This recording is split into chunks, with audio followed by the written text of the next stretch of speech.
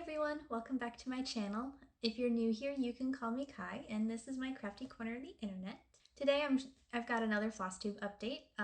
We'll be going through everything that I've worked on in March, and including some new starts, quite a few more finishes than I thought I was going to have, and we'll even be talking about what my goals are for April. Before we get into anything though, I do want to apologize in advance if the editing on this video isn't quite as polished as it has been in my last ones. Fun fact, my laptop actually died while I was getting last month's flosstube episode uploaded. It crashed I was right in the middle of me writing the description for that video, and I have not been able to take it in to see if it's fixable yet. So I'll be editing this video on my drawing tablet, and I don't think I quite have the same programs on that one as I did on my laptop, but we'll see what we can accomplish. I know a lot of people don't typically edit their floss tubes. I prefer to because I'm kind of rambly when I talk, and there's a lot of pauses and a lot of ums and a lot of me backtracking. So I feel like I need to edit it. Otherwise, it's really hard for anybody else to follow along with what I'm actually saying. But we won't waste too much time talking about that kind of stuff. We'll just get right into the stitchy stuff. So March was actually more productive than I initially thought it was going to be. I have a lot more finishes than I thought I was going to have. Like, I started some new projects in March and surprisingly finished quite a few of them. Well, not really quite a few of them.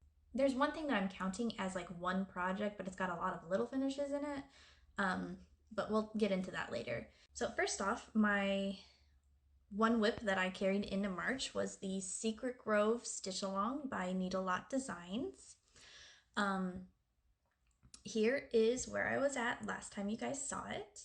I'm stitching this on 18 count Mystic Ada by Picture This Plus. And so the last time you guys saw it was part 6, and there were 2 releases in March, and I was able to complete them both.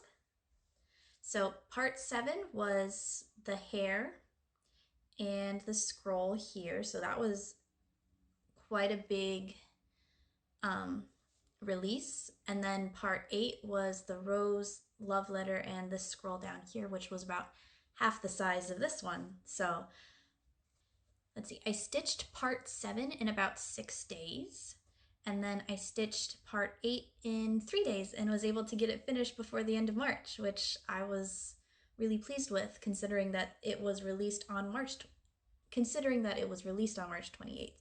So I'll bring it in just a little bit closer so you guys can see.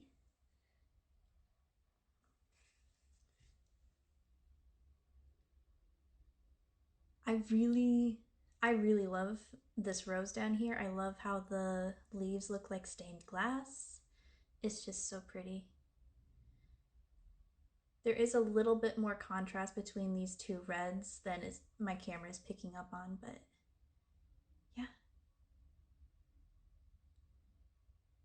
So there will be 1 part release in April. Part 9 releases on April 18th. And then the last part release will be May 9th. So there's still 2 parts to complete yet. So yeah, we still have 2 parts to finish up the stitch along, and I'm really looking forward to it. So I don't think we'll be getting the fox like I kind of wanted, but I mean, I have no complaints with this stitch along whatsoever. It's absolutely gorgeous, and I love stitching it. It's so much fun. Yeah, so like I said, I stitched part 7 within 6 days of the release, and then part 8 within 3 days, which has brought me up to 8 of 10 parts completed. I think you guys are going to be seeing it like a couple more times. I don't think I'm having any issues keeping up with the releases, which is really exciting for me, considering they are fairly beefy stitches, like 2,000, like roughly around 2,000 stitches each part. You guys will be seeing it probably about 2 more times and then it'll be done, which I'm really excited about. We're now into my finishes for the month of March. So the other whip that I had in February was this Mount Fuji pattern by Needle Minder Layer. Here's where it was at last time you guys saw it. I am stitching this on 18 count Celestine Aida from Fiber on a Whim. When you guys saw it last, I was sitting at about 79% complete, and it's now completely finished. So I'll bring it in closer. I love the colors in this piece. I also love the fact that it's round and doesn't go all the way to the hoop edge, so you can still see the really pretty fabric. I know it may not look like much like on the camera, but it is a very pretty like light blue. So yeah, I actually ended up finishing this within 6 days, and it is also fully finished. I got it in the hoop and backed with felt. I also wrapped the hoop in washi tape. I had some really pretty cherry blossom washi tape that I really wanted to use, but unfortunately the adhesive on that tape is just not tacky enough to stick to the wood, so I thought I'd put this pink washi tape first and then try sticking the cherry blossom, and it still didn't stick. It came undone after like a day, which I was really sad about because I thought it would have looked really pretty. But either way, the hoop is still washi wrapped. It's just a solid pink now. But yeah. Yep, that one is all done too, and it's going to go up on my flower wall over there. So those are the 2 projects that you guys have seen before. So yeah, like I mentioned, I have a few more finishes that you've not seen before, and that's because I started them in March as well. And then my next finish is Fresh Flowers by Dimensions. This is a regular Dimensions kit. I used all of the kit materials, so it's stitched on the 14 count white Aida. All of the kit threads were used. And yeah, I started this on March 13th and then I finished it March 27th.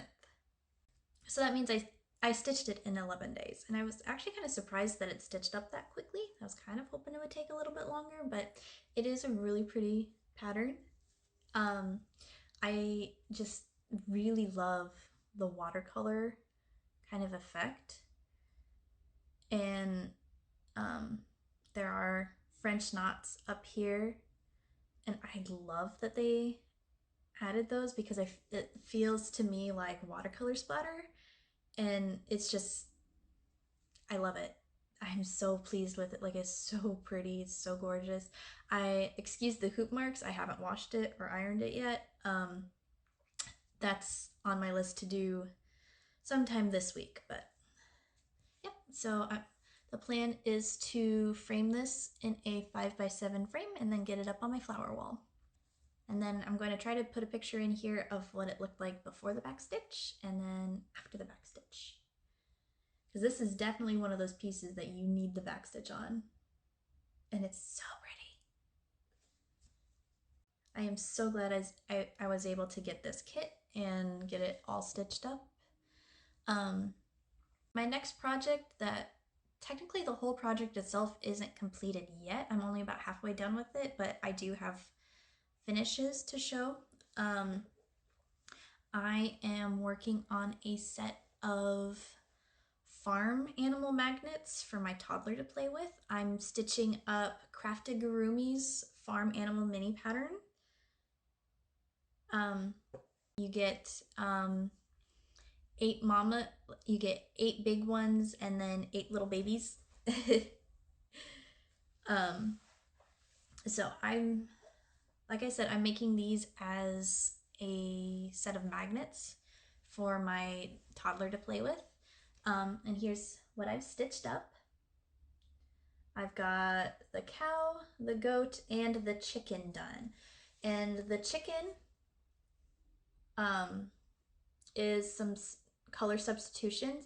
It's initially charted to be like a blue chicken, like from Stardew Valley, or even similar to like the blue cuckoos from Legend of Zelda, but you know, since this is going to be a playset for my toddler, my use case needed it to be slightly more typical of what you would find in real life. So I swapped the blue colors out for the tans that are used in the rabbits. I used all three of the colors that are in the rabbits for this chicken here. I also have a few other color substitutions because this was a project that I wanted to stitch from stash as much as possible, and I didn't have a few of the called for colors, so I substituted the closest that I had and went from there. Like the brown hooves on the cow, that was definitely a color substitution. So yeah. I'm going to make 3 more. I'm going to make the duck, the sheep, and the pig. And I'm just making these bigger ones because the little tiny babies are too small for my toddler to play with. So because this is intended for my toddler to play with, I have to be really mindful of like choking hazards with magnets. She's thankfully old enough to where she's no longer putting everything into her mouth. Like she definitely knows what is okay for her to put in her mouth and what isn't, thankfully, but I still kind of worry about stuff like that. So the magnets are actually slipped inside the backing. I whip stitched the plastic canvas onto some plain cotton fabric and I slipped the magnet inside. You can kind of see the outline of it just barely here. That's where the magnet is. I did not glue it down, so it can kind of like free float in this little fabric pocket. I did whip stitch around the entire cutout. That way the fabric stays in place and the magnet doesn't have anywhere to fall out. So, like typically I would back something like this with felt and not cotton, like quilting cotton, because quilting cotton frays really, really badly. But the magnets that I'm using are very small and very thin, and they don't have a very strong pull. And the felt that I had was too thick. It wouldn't, like the magnet couldn't stick through it. So I went with the cotton, which means that the edges are a little bit fuzzier, more frayed than I typically like. But like I said, this is for my toddler to play with, so I'm not going to be too precious about stuff like that because they're probably going to get bent up and all that kind of stuff. I'm going to work on the sheep, the duck, and the pig next. And I will show you the whole collection when they're all finished. So that is everything that I've done in March, and now moving forward into April. So yeah, with Mount Fuji and the Dimensions Fresh Flowers kits all stitched up, I kind of didn't really have I don't really have anything ready to go right now, but I have kind of been feeling the call for a Heaven and Earth design chart. I bought a couple of charts back last May, and I just haven't had a chance to even kit them up. So I bought Lunar Goddess and June Blooms by Margaret Morales. And I've just been thinking about June Blooms so much, like over the last month. I was just like, man, I really want to stitch that. I really want to stitch that. I can't wait until I can get everything to stitch that. So that's going to be one of my goals in April, is to get everything I need for June Blooms so I can get that kitted up and hopefully started by June. We'll see what happens. Unfortunately, 123 Stitch is out of the 25 count easy grid Lugana that I was looking at. It is temporarily out of stock on their site. And so I was kind of bummed because I was thinking about making that my birthday start, but yeah, it's been out of stock for I don't know how long, so I have to wait to get it kitted up. I did find one seller on Amazon for the 25 count Easy Grid Lugana, but I'm going to wait and see if 123 Stitch gets it back in stock first, because that way I can have my fabric and all of my floss come in all at the same time. That way when my materials get here, I'm just ready to go. But it's probably a good thing that I couldn't just impulsively start that project, because I actually need to get a few things organized before I can start June blooms.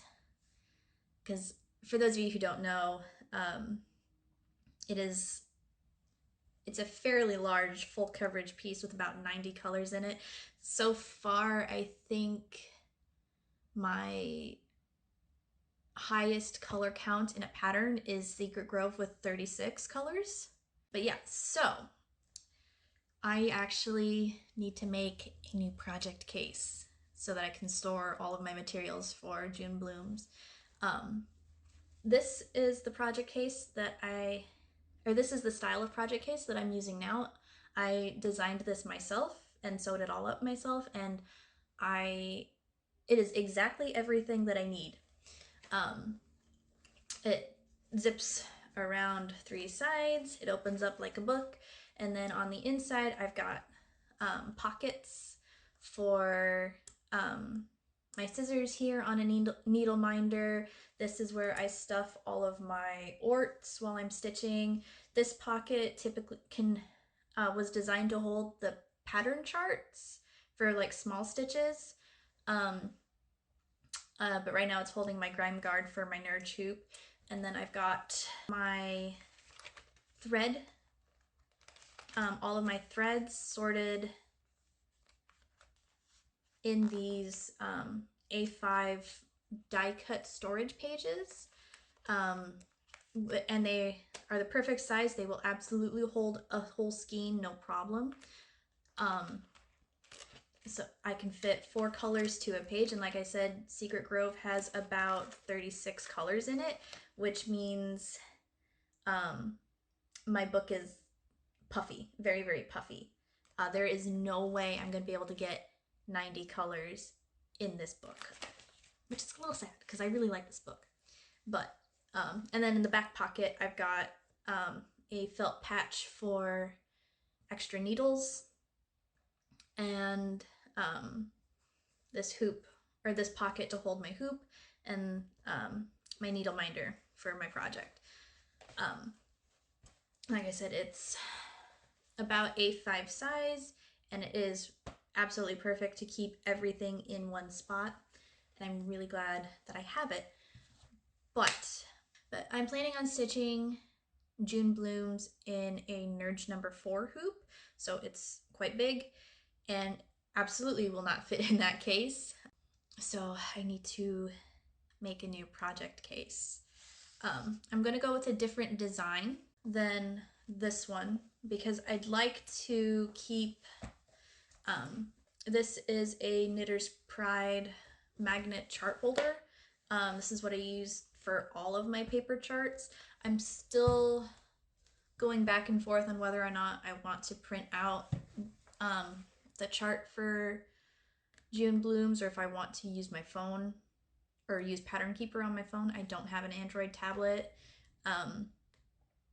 so I can only use Pattern Keeper on my phone, and it's kind of annoying having that little tiny screen sometimes. But at the same time, I know that the search and highlight function of Pattern Keeper is going to be like so beneficial navigating a chart as large as Hades are. But regardless, I'm gonna want this new case to hold a Nerge number 4, be able to hold this chart, or this chart holder, and then I've ordered a book, a little binder that holds trading cards, and I'm planning on using that for my floss storage. It'll be the same exact system as here, where I have my floss on, or I store my floss on these acrylic drops, and these are vinyl sticker labels that I created myself. And so like it'll have the DMC number on this side, and I think on the back side I will tape the chart symbol for the floss on these. That way I can pull out the floss that I need from the book and put them in my stitchy station,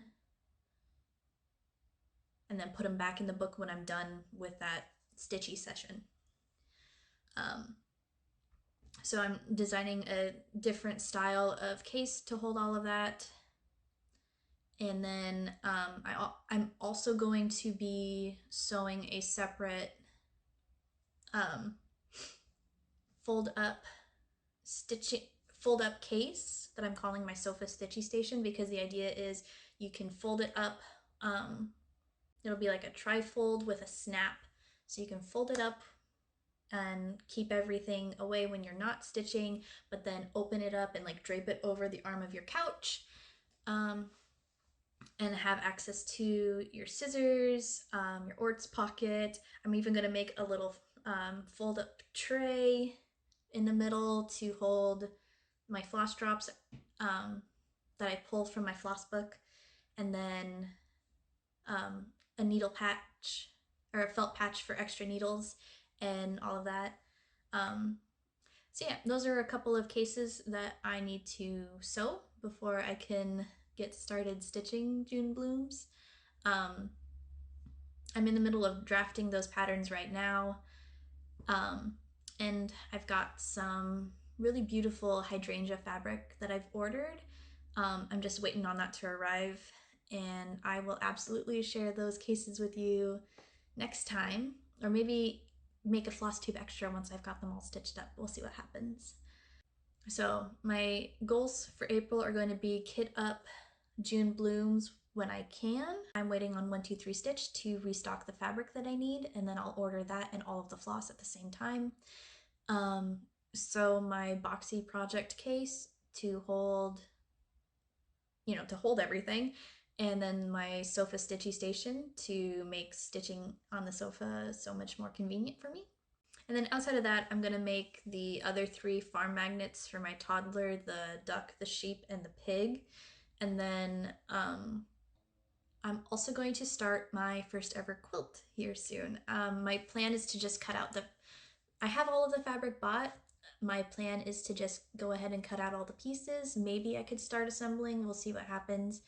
But definitely my goal is to cut all of the fabric pieces for the quilt in April. I'm going to be making the Pumpkin Farm quilt by Fig Tree & Co. I'll put all of the information about it over here to correct me. I just kind of had like a loose goal of getting that quilt sewn up and completed by her birthday in September. She absolutely doesn't need it right now because she's still sleeping in a crib. I would like to get this quilt made for her for when she does get finally transition into her big kid bed. So yeah, I've had a very loose goal of just getting her quilt done by her birthday. So yeah, I'll definitely share with you guys my project case sewing when I get that done. And I will see you guys back here next month for April's recap. Anyway, thank you so much for watching. I hope you guys have a lovely day, and please take the time to be kind to yourself and do something that makes you happy. And I will see you guys later. Bye friends, happy stitching!